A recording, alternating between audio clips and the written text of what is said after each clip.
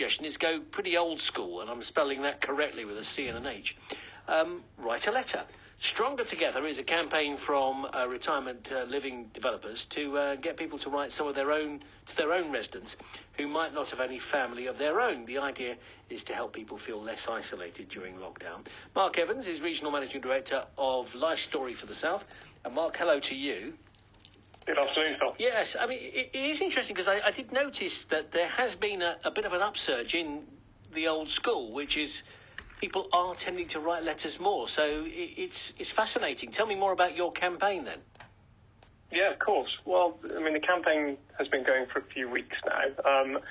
Like a lot of things, it started small and it started local. One of our colleagues came up with a great idea. So she contacted her local primary school and she asked the teachers there if they would support the initiative to write pen pal letters and create drawings and collages, which we could sort of distribute to our owners, and it's sort of gone from there. So it's transformed from being a local initiative to becoming a national initiative, and now we're doing it across our business, which goes across the UK.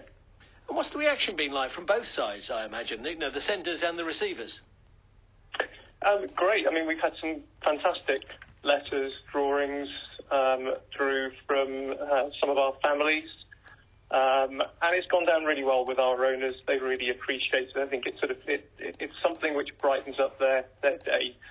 So we've had lots of letters going back and forth, stories being told and shared, and I think I'm hoping that it's helped families with young children. I've got two of my own school children. To create some focus and sort of keep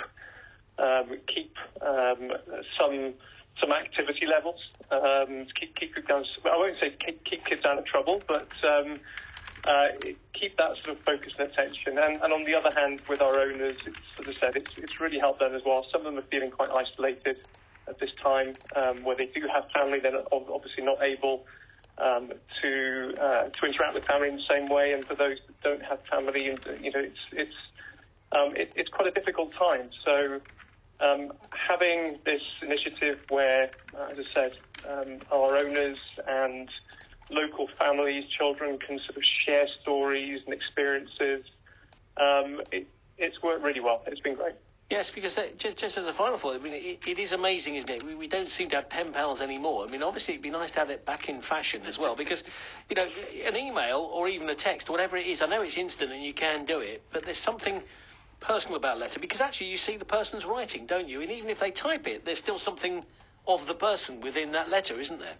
I completely agree. I think the old-fashioned way the letters are much more personal. You say that you can see the sort of the personality coming out. And I think when you write a letter as well, it's just so much different to putting it down in an email.